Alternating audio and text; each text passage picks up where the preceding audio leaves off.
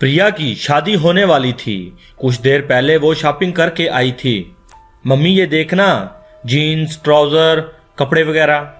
आप मुझे साड़ी का बोल रही थी। ये देखे मैंने रेडीमेड में साड़ियाँ ली हैं।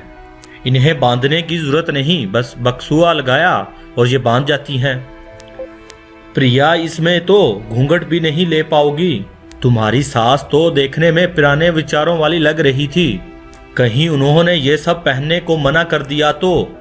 आंटी, मैंने सुना है कि उनके घर तो घूंघट चलता है। मेरे पड़ोस में भी वैसे एक आंटी रहती है। मैंने आज तक उनके नई बहू का चेहरा नहीं देखा। वो अपनी बहू को घूंघट में रखती हैं। अपनी मम्मी और अपनी सहेली की बातें सुनकर प्रिया थोड़ा घबरा जाती है, क्योंकि रोहन से शादी का फैसला उसका अपना था। कुछ दिन बाद प्रिया की शादी हो जाती है। पूरी शादी में प्रिया की सास उसका घूंघट ही ढकती रही। प्रिया मुंह दिखाई की रस्म के लिए तैयार हो रही थी, तभी उसकी ननद शिल्पा आ जाती है। भाभी, आपके तमाम ड्रेसेस बहुत सुंदर हैं। अरे वाह, ये साड़ी। भाभी, ये साड़ी तो सिली सिलाई साड़ी है ना, जो आजकल बाजार में बहुत ट्रेंड कर रही हैं। हाँ शिल्पा, ये वही साड़ी है। तुम्हें इसमें से कोई पसंद है तो तुम रख लो। एक तुम पहन लो, एक मैं पहन लूंगी। भाभी, तुम कितनी अच्छी हो, लेकिन आज आपकी मुंह दिखाई है, इसलिए आप ही ये पहने। और आपको अच्छे से तैयार होना है। आओ, मैं आपको तैयार करती हूँ। प्रिया की ननद शिल्पा उसको तैयार करती है। प्रिया तैयार हो जाती है, तभी उसकी सास हेमा कमरे में आ जाती है। ये क्या बहू, तुमने सर पर घूंघट नहीं किया? अरे, इस साड़ी का तो पल्ला भी जरा सा है। रुको, मैं तुम्हें दूसरी साड़ी देती हूँ। ये जरा सा सर पर पल्ला करके रिश्तेदारों से बातें करवानी है।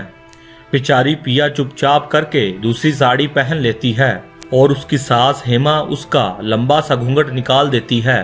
क्या मम्मी, आपने भाभी का चेहरा इतना सुंदर घूंघट में ही छुपा दिया। मम्मी, ये ठीक नहीं। भाभी की मुंह दिखाई है और आपने भाभी का सारा मुंह ही ढक दिया है। मम्मी, ये कहाँ की बात हुई? बड़ी बनने की कोशिश मत कर। जैसे मैंने किया है करने दे। हमारे घर में नई नवेली दुल्हन घूंघट ही करती है। मैंने भी अब जाकर घूंघट करना छोड़ा है। प्रिया को इस परंपरा को निभाना होगा। चुपचाप करके भाभी को नीचे लेकर आ। मेहमान आने शुरू हो गए हैं। एक तो गर्मी के दिन, ऊपर से इतना बड़ा घूंघट।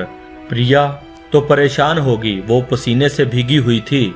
काफी देर बाद मेहमान चले गए तो प्रिया ने कमरे में आकर एसी चलाया और राहत की सांस ली।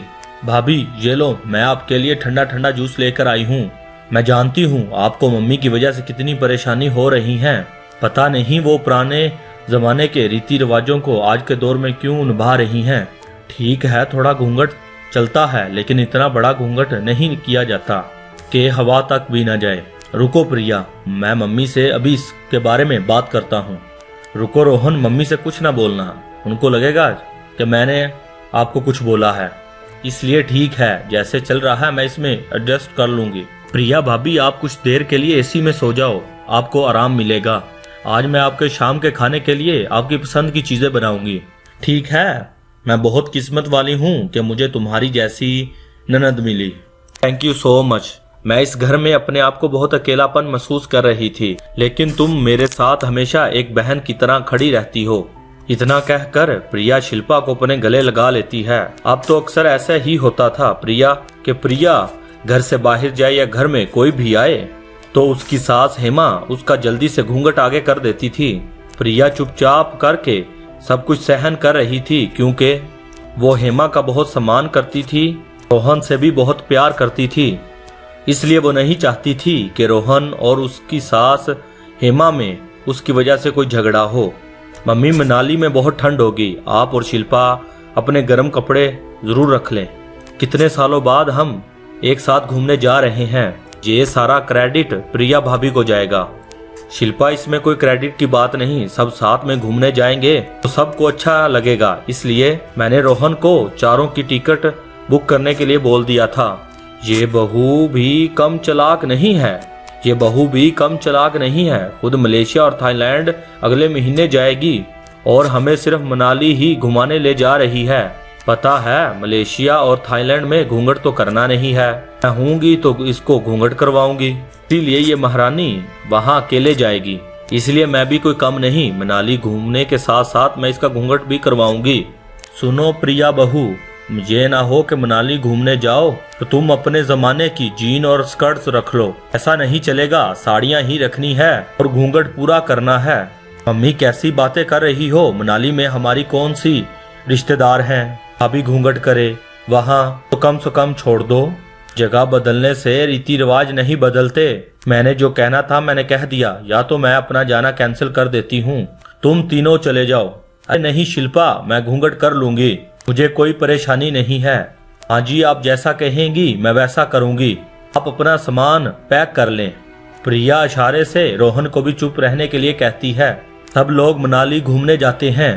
प्रिया का घूंघट देखकर वहां मौजूद लोग प्रिया को ही देखते हैं। इतना बड़ा घूंघट था कि प्रिया पहाड़ों के ऊपर भी चल नहीं पा रही थी। संभाल कर प्रिया, अभी तुम नीचे गिर जाती। अरे तू तो उसे ऐसे पकड़ रहा है जैसे वो बच्ची हो। पहली बार घूंघट नहीं कर रही, जब मैं इसकी उम्र की थी तो मैं नैनीताल घूमने गई थी। मजाल है कि घूंघट जरा सा सिरक गया हो। प्रिया बहू जानबूझकर ऐसा कर रही है ताकि इसे मैं घूंघट हटाने के लिए कह दूं। प्रिया भाभी, मम्मी, भैया, एक फैमिली फोटो। सब ठीक हो जाए, मैं आप सबका कैमरे में फोटो लेती हूँ। शिल्पा सबके फोटोग्राफ्स लेती है। मेरे घुटनों में बहुत दर्द है, मैं यहीं बैठी हूँ, तब तक तुम लोग घूम लो। एक सेकंड, मेरा फोन आ रहा है, अर्जेंट है, मैं जरा बात कर लूं। मम्मी आप यहाँ बैठो, तक तुम लोग आगे घूम लो, मैं आता हूँ। प्रिया भाभी देखें यहाँ का नजारा कितना अच्छा है, बर्फ से ढके हुए पहाड़, लोग कितनी मस्ती कर रहे हैं। एक आप हैं, माँ ने भी आपको घूंघट करवा दिया, आपकी फोटो एक भी अच्छी से नहीं ले पा रही हूँ। कोई बात नहीं शिल्पा, मुझे ऐसे ही अच्छा लग रहा है। वाओ कितना ब्यूटीफुल है भाभी, मैं आसपास की सारी फोटो ले लेती हूँ।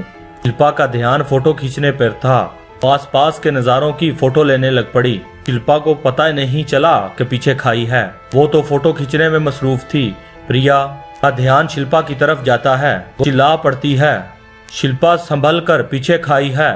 शिल्पा जैसे ही खाई में गिरने लगती है तो प्रिया उसका हाथ पकड़ लेती है। शिल्पा मेरा हाथ ना छोड़ना, मैं तुम्हें कुछ नहीं होने दूंगी। प्रिया अपना घूंघट उतार कर अपनी साड़ी का पल्ला शिल्पा की तरफ फेंकती है। घबराओ नहीं, मेरे साड़ी के पल्ले की मदद से ऊपर आने की कोशिश करो।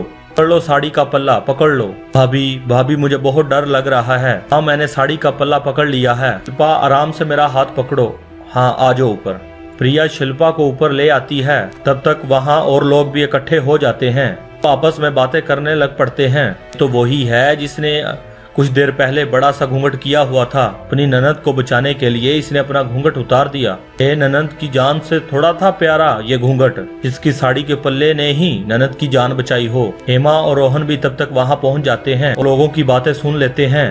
अरे भाभी, आज आप ना होती तो मेरी जान ना बचती। अच्छा हुआ कि आपने उस वक्त मुझे अपनी साड़ी का पल्ला पकड़ा दिया। भगवान का लाख लाख शुक्र है कि तुम ठीक हो। या अपनी सास को देखकर फिर से घूंघट करने लग पड़ती है। या तुम्हें घूंघट करने की अब कोई जरूरत नहीं है, जानती हूँ तुम मेरी दिल से इज्जत करती हो। इज्जत करने के लिए घूंघट करने की जरूरत नहीं, बड़ों का सम्मान तो मन से होता है। बात आज मुझे समझ में आ गई है। मैं तुम्हें बहू नहीं, इस घर में बेटी बनाकर लाई थी, लेकिन मैं ये बात भूल गई थी, जैसे मेरी बेटी शिल्पा है वैसे तुम हो। आज के बाद तुम्हें घूंघट करने की कोई जरूरत नहीं है। माँ की बात सुनकर प्रिया, शिल्पा और रोहन सारे खुश हो जाते हैं। यह शिल्पा की तरह ही नॉर्मल कपड़े पहनकर घूमती है। उस दिन के बाद हेमा ने मनाली को कभी भी घूंघट नहीं करने को कहा।